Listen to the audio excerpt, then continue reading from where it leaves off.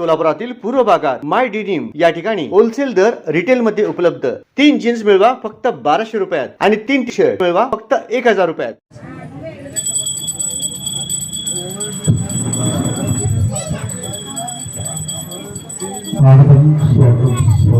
या ठिकाणी विजय निर्धार मिळावा आपल्या सर्वांच्या साक्षीनं श्री महालक्ष्मी वसुधा देवस्थान या ठिकाणी आपल्या सर्वांच्या साक्षीनं व सर्वांच्या उपस्थित हा सुंदर असा देखता कार्यक्रम या ठिकाणी संपन्न होत आहे। आपण या सुंदर अशा कार्यक्रमाचे साक्षीदार आहात। या ठिकाणी सन्माननीय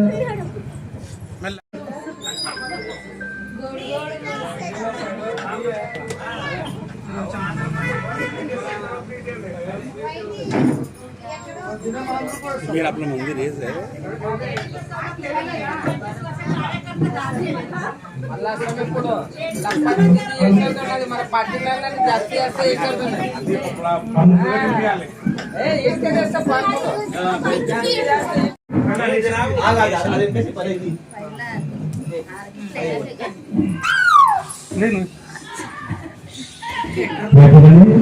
आपल्या म्हणजे रमेश काढला त्याचं या ठिकाणी सन्मान होत आहे। हा सन्मान हा त्यांचा नसून आपल्या सर्व वार्डातील नागरिकांचा सन्मान आहे। अशा या सुंदर अशा सन्मानाचं या ठिकाणी सत्कार होत आहे। आपलं आयुष्य दीर्घायुष्य लाभो, आपलं या ठिकाणी असंच कार्य घडत राहावं अशी मी या ठिकाणी महालक्ष्मी देवस्थानाला विनंती करतो की दीर्घायुष्य लाभो। सन्माननीय आपले रमेश बुद्धगोटा साहेबांचं यांनी या ठिकाणी सत्कार करत आहेत। तसेच सरस्वतीताई बुद्धिकोंडा हे बुद्धगोंडा हे दोघा पती पत्नीचे असते, ह्या दोघा पती पत्नी असतो या ठिकाणी सत्कार होत आहे।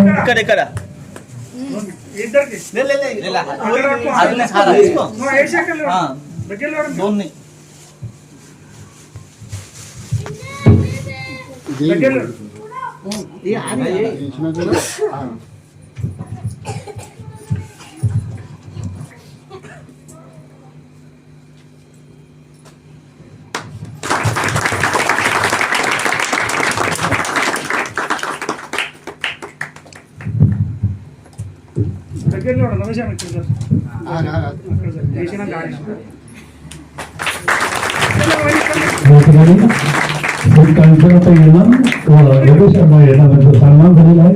हा सुंदर असा देखला कार्यक्रम आहे। आपण या सगळ्या कार्यक्रमाचे साक्षीदार आहात आणि हा सुंदर अशा कार्यक्रम या ठिकाणी संपन्न होत आहे।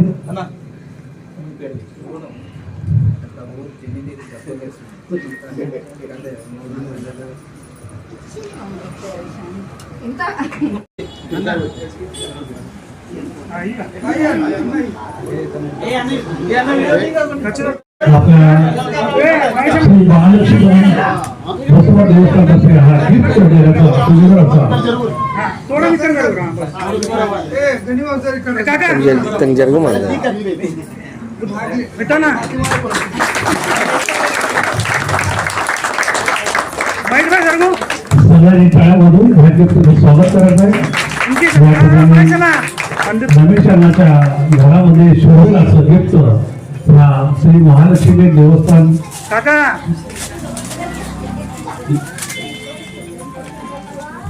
खूप सुंदर खूप सुंदर खूप सुंदर आनंदी आनंद मिळे जिकडे तिकडे ಎಲ್ಲाकडे हा सुंदर असा देखला कार्यक्रम आपल्या महालक्ष्मी वसुधा देवस्थानच्या ट्रस्टीच्या वतीनं त्या ठिकाणी संपन्न होत आहे। आणि त्या देवस्थानाने त्या दोघा पती पत्नींना म्हणजे रमेश अण्णांना आणि ताईंना हे गिफ्ट दिलेलं आहे आणि हे गिफ्ट त्यांच्या कार्यालयामध्ये आणि त्यांच्या घरामध्ये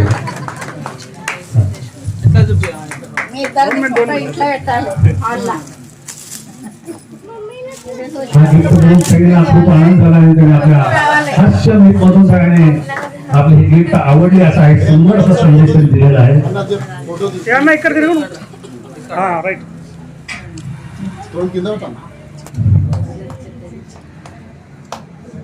असेल आता 5 वर्ष निवडून आलेले.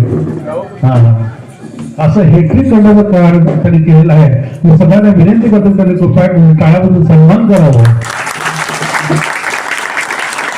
एक ऐतिहासिक विषय घडवण्यामध्ये ज्याने आपल्या पत्नीच्या मनगटामध्ये कार्यकर्त्याच्या मनगटात एक बळ दिलं, अशा आमच्या रमेशांना देखील आपल्या पत्नीच्या म्हणजे एनमताईच्या पाठीशी उभी राहून सतत आपल्या कार्यातून, आपल्या कष्टातून, आपल्या संघर्षातून एखादी भव्य इमारत म्हणजे आपलं कार्य नसून एखाद्या आपल्या वार्डाची समस्या ऐकून घेणं आणि तिचं निराकरण करणं आणि प्रत्यक्ष ते असलेलं त्यांची अडचणी सोडवण्याचं जे कार्य केलेलं आहे ते असे एनएम परिवाराने केलेलं आहे. आणि ते एनएम परिवाराने केलेल्या कार्याची पोचपावती म्हणून प्रभाग 18 मधून गेले 5 वर्ष म्हणजे जवळजवळ 30 वर्षाचा काळ ज्यांनी नगरसेविका असं पद भूषवलं, ज्यांनी महापौर पण असं पद भूषवलं, असे एनएम परिवार हे सतत वार्डाच्या लोकांच्या अडचणी काय आहेत आणि त्या अडचणी कुठल्या प्रमाणे निवारण केलं जाईल आणि ते कसं सोडवलं जाईल असं एक कार्य त्यांच्या हातून घडलेलं आहे. आणि विशेष सांगायचं म्हणजे तेव्हा इलेक्शनच्या 2 दिवस अगोदर मोनिका ताई देखील जे वसा आणि वारसा म्हणून म्हटलं जातं, बरोबर आहे की नाही, मोनिका ताई देखील रात्री मला वाटतं 10:30 वाजता आमच्या घरापेक्षा आली की मी म्हणले की मला एक जण आला की मॅडम आले, रात्री 9:30-10 वाजता फोन आलाय.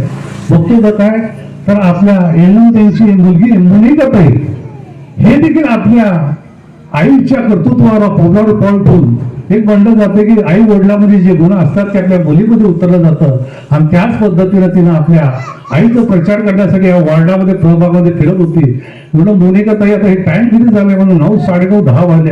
नाही असू दे, हे माझा हक्क आहे आणि तुमच्या मुलगी आहे त्यामुळे मुलीला फिरण्यासाठी कुठली भीती नाही, कारण तुमच्यासारख्या लोकांचा आशीर्वाद आणि ताकद माझ्या पाठीशी आहे. त्या ताकदीच्या जोरावर तुम्ही ह्या वार्डावर फिरत आहे. हे ऐकून मी खूप आनंद वाटला की नुसतं मॅडमने स्वतः आणि सर्व पदाधिकारी, उपस्थित माता, बंधू आणि बहिणींनो, तुम्ही पाटील नगरचे सर्व मतदार माझ्यावर आशीर्वाद देऊन मला निवडून आणण्याचा प्रयत्न केलेला आहे. या भागातील जे काही काम असेल तर आम्ही पूर्णपणे काम करण्याचा प्रयत्न करणार आहे. आतापर्यंत रस्त्याचं काम केलेलं आहे आणि पाईपलाईनचं कामही या ठिकाणी केलेलं आहे. आणि शहर मध्येचे आमदार या ठिकाणी सभा मंडपसाठी 50 लाख या ठिकाणी दिलेलं आहे. आणि जे काही राहिलेले काम या 5 वर्षात आपण कुठलंही काम असू दे आम्हाला सांगावं, आम्ही त्या करून देण्याचे पूर्णपणे प्रयत्न करणार आहे. तुम्ही आमच्या पाठीशी आहे, आमचं कर्तव्य आहे तुमचं काम करायचं आणि आपल्या या भागातील एक चांगला सुंदर या भाग या ठिकाणी करायचं आहे. आणि तुम्ही सगळेजण मला आशीर्वाद दिलात आणि मला निवडून आणलेला आहे. मी सर्व पाटील नगराचं सर्व परिवारांना आभार मानते आणि धन्यवाद देते. धन्यवाद. नमस्कार. भारत न्यूज एक्सप्रेस मध्ये पुन्हा एकदा आपल्या सर्वांचं मी मनपूर्वक स्वागत करतो. नेहमीप्रमाणे मी आपला सर्वांचा लाडका दयानंद अल्लोळी आज आपल्या सोबत आहेत. सोलापूर महानगरपालिकेचे माजी महापौर व विद्यमान नगरसेविका सौभाग्यवती श्रीकांचना एन्नम आणि त्यांच्यासोबत रमेश सर सुद्धा आहेत. मॅडम सर्वप्रथम आपल्याला नमस्कार. सर आपल्याला सुद्धा नमस्कार. मॅडम सर्वप्रथम आम्ही आमच्या चॅनलच्या वतीने आपल्याला पुन्हा एकदा नगरातल्या लोकांनी नगरसेविकेचं पदी बहाल केल्याबद्दल आमच्या चॅनल तर्फे आम्ही आपल्याला शुभेच्छा देतो. आणि भारतीय जनता पार्टी ही आता एक हाती सत्तेने पुन्हा एकदा महापौर पद स्थापन करणार आहे. आणि आपण नगरसेविका तर आहातच, पण आपण माजी महापौर सुद्धा सोलापूर महानगरपालिकेचे आहात.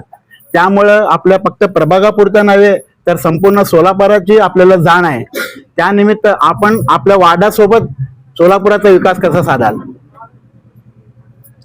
भारतीय जनता पार्टीचे माननीय राज्याचे मुख्यमंत्री देवेंद्र फडणवीस साहेब, तसेच शहराचे पालकमंत्री गोरेभाऊ आणि शहर मध्येचे आमदार देवेंद्रदादा कोटे आणि विजयकुमार देशमुख, सुभाष देशमुख तिन्ही आमदार या ठिकाणी विकासाच्या जोरावर या सत्ता या ठिकाणी मिळवल्या आहे. आणि मी महापौर असताना पाण्याचे समस्या होते, दुहेरी पाईपलाईनच्या माध्यमातून काय अर्धवट काम थांबले होते, ते काम आता माननीय मुख्यमंत्रीच्या कडून शहर मध्येचे आमदार त्यांनी निधी या ठिकाणी मंजूर करून घेतलेला आहे. शहराचं शहरासाठी पाण्याची समस्या मोठी असल्यामुळे ते पहिला सोडवण्याचा प्रयत्न करणार आहे.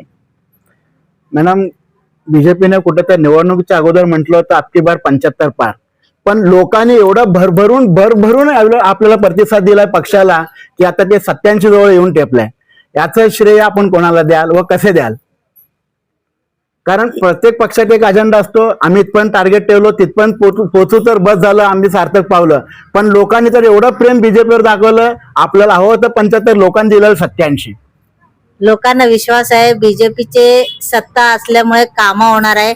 या ठिकाणी माननीय मुख्यमंत्री साहेबांनी या IT पार्क या ठिकाणी मंजूर करून घेतलेला आहे आणि तसेच विमान सेवा या ठिकाणी सुरू झालेला आहे. याच्या माध्यमातून सोलापूर शहरामध्ये ज्या उद्योग येणार आहे, ज्या विद्यार्थी आता बाहेरगावी त्यांनी नोकरीला जातात, त्या या ठिकाणी IT पार्क मुळे या ठिकाणी चांगला वास्तव्य इथंच विकास होईल. या ठिकाणी होणार आहे. म्हणून सर्व नागरिकांनी भारतीय जनता पार्टीशी पूर्णपणे ताकदीने पाठीशी राहिलेत. लाडकी बहिणीचा कितीपर्यंत इफेक्ट पडला असेल या मतदानावर? लाडकी बहीण त्यांच्याही आपल्याला मदत या ठिकाणी मिळाला आहे. लाडकी बहीणमुळे सर्व महिलांना स्वतःच्या खर्चासाठी त्या उपयोग होते आणि त्यांना काही अडीअडचण असल्या तर त्यांच्या मिस्टरांकडे न मागता, कोणालाही न मागता स्वतःच्या खर्चासाठी त्यांनी माननीय मुख्यमंत्री साहेबांनी विचार करून त्या लाडकी बहीण योजना सुरू केलेला आहे. त्याच्यामुळे आपल्याला पूर्ण पाठिंबा लाडकी बहीण बीजेपीच्या मागे राहिलेला आहे. मॅडम, पण कसं होतं मुद्दा निवडणूक मध्ये लाडकी बहीण योजना जी आहे, एकनाथ शिंदे गटाने म्हटलं होतं लाडकी बहीण योजना मी आणली, भाजपनं म्हटलं होतं लाडकी बहीण योजना मी आणली, आणि राहिला प्रश्न अजित गटाचा परत, तर अजित पवार सुद्धा म्हणाले होते की लाडकी बहीण योजना मी आणली, पण त्या सर्वातून लाडकी बहिणीने मात्र फक्त भाजपलाच निवडून दिलं. आता सर्व बहिणींना माहित आहे की भारतीय जनता पार्टी आपलं मध्य प्रदेशमध्ये पहिला सुरुवात केलेला आहे. त्यासाठी माननीय पंतप्रधान नरेंद्रजी मोदी साहेबांनी ज्या ठिकाणी आपलं सत्ता आहे त्या ठिकाणी तुम्ही लाडकी बहीण चालू करा असं त्यांचं म्हणणं होतं. म्हणून महाराष्ट्रात आपण लाडकी बहीण सुरू केलेलं आहे. आता मॅडम, राज्यात, केंद्रात आणि सोलापूर महानगरपालिकेत बीजेपीची सत्ता असताना कुठं तर विधानसभेच्या निवडणुकीच्या वेळी मुख्यमंत्र्यांनी शब्द दिले होते की लाडकी बहिणीला 1500 ऐवजी आम्ही 2100 रुपये देऊ. तर आपण किती लवकरात ती वचनपूर्ती होईल असे मानाल, किंवा बहिणींना आता 1500 ऐवजी 2100 रुपये मिळायला किती दिवस वाट पाहावी लागणार? आता माननीय मुख्यमंत्री साहेबांना जे निर्णय करतील ते लवकरात लवकर आपल्या बहिणींसाठी ते मदत करतील असं मला वाटतंय. होईल का पण लवकरात लवकर? म्हणजे बहिणीनं जास्त वाट पाहू नये अशी आमची अपेक्षा आहे. होईल लवकरात कारण लवकर. कुठं तर 1500 रुपये आपण देतात, तुम्ही म्हणल्यासारखं 1500 रुपये सुद्धा कमी नाही. लाडकी बहीणसाठी भरपूर आहे. नाही, तरी पण- सुद्धा जास्तीत जास्त ज्या महिलांना गरज आहे त्या महिलांपर्यंत पोहोचवण्याचं काम बीजेपीचं माननीय मुख्यमंत्री साहेब करणार आहेत. हा मॅडम, तेच म्हणतो ना, ज्यांच्या हलाखीची परिस्थिती आहे त्यांना 2 महिन्यातनं 2 सिलेंडर ते 1500 रुपयांना मिळू शकतात, किंवा एक लाईट बिल त्यांचं जाऊ शकतं, किमान आणि भाडेकरी आता त्यांना सध्या अजून एक महिलांसाठी लखपती योजना. लखपती योजना या ठिकाणी सुरू करणार आहे. तेही आपला बहीण सर्व माता बहिणींना ते लखपती योजना, बहिणीची योजना सुद्धा या ठिकाणी सुरू करणार आहेत. मॅडम, कुठं तर सोलापूर आज स्मार्ट सिटी म्हणून ओळखला जात असताना आपण जे राहतात तिथपासून अद्धवाडी एरिया सुरू होतं, तर वरच्या निधीतून सोलापूर स्मार्ट सिटी तर होणारच, पण आपण आपल्या अद्धवाड प्रभागासाठी काय काय विशेष प्रयत्न करा? ज्या अद्धवाडच्या भागामध्ये जे आमदार आहेत त्यांनाही जास्तीत जास्त निधी देऊन या ठिकाणी सुधारणा करतील आणि आता शहर मध्येच एका वर्षात 100 कोटीचं काम या ठिकाणी दिलेलं आहे. आपण सत्ता असल्यामुळे आपलं कुठलंही अडचण या ठिकाणी होऊ देणार नाही. आणि स्मार्ट सिटीच्या माध्यमातून जे अद्धवाड भाग असताना या ठिकाणी LED लाईट या ठिकाणी पूर्ण भागाला दिलेला आहे. फक्त स्मार्ट सिटी या भागात नसता सर्व शहरामध्ये या ठिकाणी LED लाईट बसवलेला आहे. तेच म्हणायचं ना मॅडम, सोलापूर सिटीमध्ये अद्धवाडचं आहे कामाचा प्रभाव आहे. अद्धवाडसाठी आपण ड्रेनेज लाईन म्हणा, पाण्याची व्यवस्था म्हणा, देवेंद्र दादांनी म्हटलं होतं की अवघ्या 2-4 महिन्यात दिवसाआड पाणी चालू होईल. त्यासाठी सुद्धा लोक पुन्हा 7 ते 8 महिन्यात प्रतीक्षेमध्ये आहेत. आता निवडणूकचा काळ होता तो पण लोटला. तर अद्धवाड भागासाठी लवकरात डेव्हलपमेंट कशी, म्हणजे किती लवकर सुरू होईल? तुम्ही पाहता हद्दवाड भागामध्ये आता गेल्या 5 वर्ष ती आमदार देशमुख मालक आणि सुभाष देशमुख मालकच्या एरियामध्ये हद्दवाड येत आहे. तर त्या ठिकाणी पाहता आपण सुधारणा झालेला आहे. आता पहिल्यासारखं नाही, 10 वर्ष मागचं कसं परिस्थिती होतं आता या परिस्थितीमध्ये चांगलं काम या ठिकाणी झालेलं आहे. आणि तुम्ही पाहता तुम्ही रस्त्यावर जाताना पहिला रस्ता या ठिकाणी झालेला आहे, लाईटचं काम या ठिकाणी झालेलं आहे, ड्रेनेजचं प्लांट ते सुरू आहे. ते प्लांटचं पूर्ण झाल्यावर हे ड्रेनेजचं काम पण या ठिकाणी पूर्ण होणार आहे. लवकरात लवकर या ठिकाणी सर्व समस्या सोडवण्याचा प्रयत्न आम्ही सुद्धा आणि सर्व आमदारांनी 5 वर्षामध्ये आम्ही करून दाखवणार आहे. एक 100 बेडचं सुसज्ज हॉस्पिटल असं लोकांचं मागणं आहे, तर ते होऊ शकेल का? कारण कसं हद्दवाड म्हणलं तर आता पूर्ण नवीन घरकुल पर्यंत आपला एरिया पसरलेला आहे मॅडम. नवीन घरकुल मधला एक माणूस अर्ध्या रात्री सिव्हिलला जावं म्हणलं तर तिथं नवीन हॉस्पिटल या ठिकाणी सुरुवात केलेलं आहे. माननीय विजयकुमार देशमुख असताना त्या हॉस्पिटलचं या ठिकाणी उद्घाटन झालंय. त्या ठिकाणी आपल्या महिलांना सोयी सुविधा आणि सर्व ट्रीटमेंट त्या ठिकाणी होत आहे. आणि हद्दवाड भागामध्ये जे जागा आपला उपलब्ध असलं तर त्या ठिकाणी आपण दवाखाने आपण काढू शकतो. धन्यवाद ताई. आता लोकांचं एवढं भरभरून प्रेम आहे, आपण त्यांच्याबद्दल आभार कसे व्यक्त कराल? सर्व सोलापूर माता बहिणींना मी आभार मानते की सर्वांनी भारतीय जनता पार्टीशी मागे राहून सर्वांना आशीर्वाद दिल्याबद्दल मी सर्व माता बहिणींना आभार मानते. धन्यवाद. धन्यवाद. बहिणीकडे लक्ष दिल्यावर भावाकडे कोण लक्ष देणार? अरे भावाकडे इन्कम आहे ना, तुम्ही बाहेर जाता कामाला, भावाकडे इन्कम आहे, बहिणीला नाही आहे.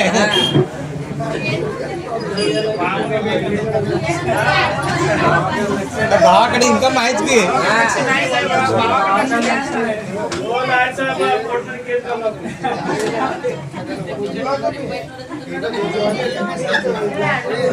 उत्तर देऊ का? आता दादाने प्रश्न उत्तर केला, लाडक्या बहिणीला चालू, लाडक्या भावाला चालू करा. पण शासन असा विचार करेल, लाडक्या भावाला चालू करते, कामाला न जाता घरात बसते.